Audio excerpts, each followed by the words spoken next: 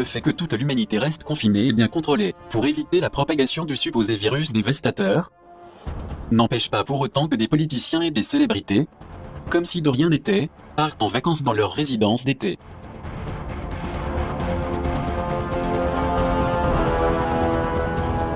Ou sur les plages, ou dans des yachts luxueux, toujours sans masque, contrairement à ce qui est exigé au reste du monde.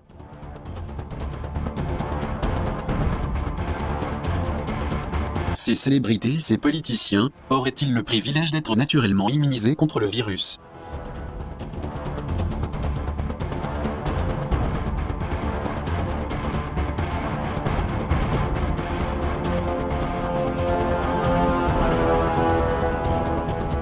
Car ils savent qu'il s'agit d'un virus non létal, et pendant qu'ils profitent de leurs vacances, ne seraient-ils pas en train de se moquer des gens qui sont traités comme des cerfs à coups de confinement ? La saison touristique avec des départs massifs en vacances a permis d'établir des mesures hygiénistes, comprenant un traçage dont le but est de surveiller nos déplacements. Ce contrôle a été assuré par des caméras de reconnaissance faciale et par le biais des réseaux sociaux qui parlent de ceux qui n'ont pas respecté la quarantaine. Ce terrorisme psychologique est accentué par la surveillance dans les aéroports ou des téléphones portables, au moyen de robots, de dispositifs biométriques et d'une cybersurveillance des masses jamais vues auparavant. Non seulement Big Brother traque les touristes, mais ils veulent aussi que nous soyons enfermés comme des prisonniers et que nous portions des masques. Cependant, il est frappant, comme nous l'avons évoqué dans le documentaire numéro 92, qu'aucune mise en garde contre les effets de l'utilisation continue des masques ne soit évoquée. Sachant que l'air expiré, chauffé, humidifié et rempli de dioxyde de carbone aggrave le risque d'infection. En dehors de ne pas pouvoir communiquer correctement, le fait de ne pas voir complètement le visage de l'autre rend plus difficile la perception des émotions transmises par le sourire ou la tristesse, ainsi que les manifestations affectives, car nous sommes des êtres sociaux. Il est parfaitement connu dans le milieu médical que le port du masque fait qu'avec l'expiration, les virus soient retenus et se concentrent dans les voies nasales, en pénétrant dans les nerfs olfactifs en se déplaçant vers le cerveau.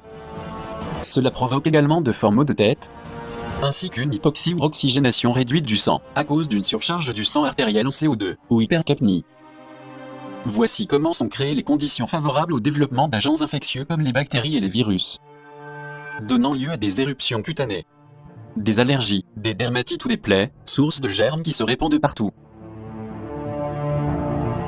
Compte tenu de la chaleur saisonnière, la respiration dans ces circonstances peut conduire la personne à perdre connaissance et à subir des lésions cérébrales, souvent irréparables. Et dans certains cas, ça peut provoquer le décès.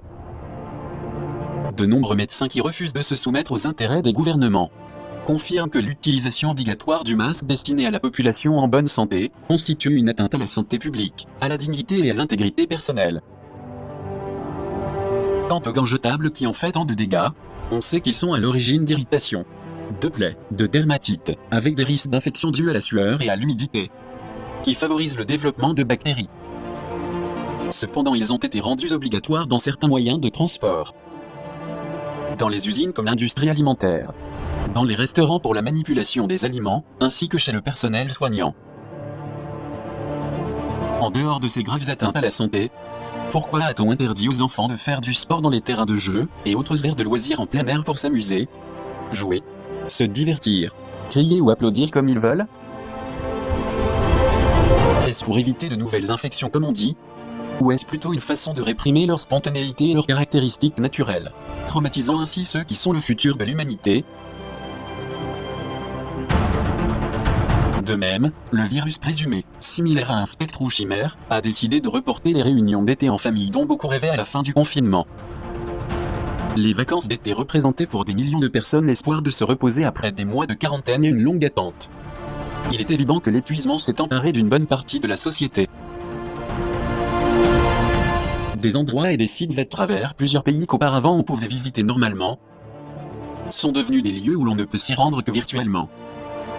C'est le cas de New York, de la Statue de la Liberté, du Machu Picchu au Pérou, des musées comme le Louvre à Paris, la Tour Eiffel, des sites archéologiques tels que Teotihuacan Mexico, le château de Chapultepec, le Palais des Beaux-Arts, de même que la chapelle Sixtine au Vatican, la Grande Muraille de Chine, ainsi que de nombreux autres endroits très touristiques que maintenant on ne peut visiter que de façon virtuelle. On nous habitue à vivre incarcérés dans un monde fictif, illusoire et faux, et quand nous voulons visiter le vrai monde, nous ne voyons qu'une planète virtuelle. Les visites virtuelles révolutionnent définitivement le tourisme, dans le but de nous garder enfermés chez nous. En relation avec cet abus de fiction qui devient une manie et une obsession sociale, se pourrait-il que très bientôt les jeunes et les enfants n'auraient que des cours en ligne avec un enseignement télématique ou un téléapprentissage, comme on le voit depuis quelques mois?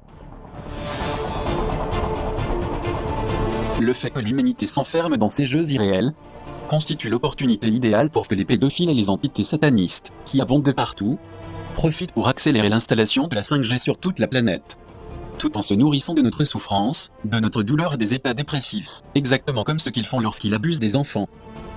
Or, si nous acceptons cette injustice et cet abus de pouvoir, et que nous nous désengageons en regardant ailleurs comme le font des millions de personnes, le karma mondial, avec son processus de catharsis ou d'épuration sociale qui pèse sur cette race décadente agira, et on ne tiendra pas longtemps, dû à la loi de cause à effet, qui fait que la loi cosmique et divine intervienne fermement. Car tout a une limite, et cette limite est déjà dépassée, en raison de l'insouciance et de l'indifférence de l'humanité. Allora, le mascherine sono dannose. Prima abbiamo detto, nel primo passettino che abbiamo fatto, le mascherine non servono a nulla.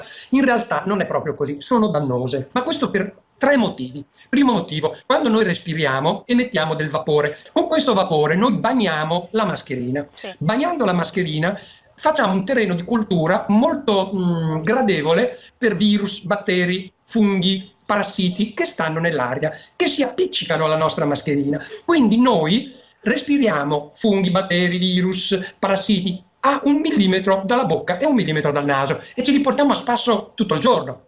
Ma c'è di più.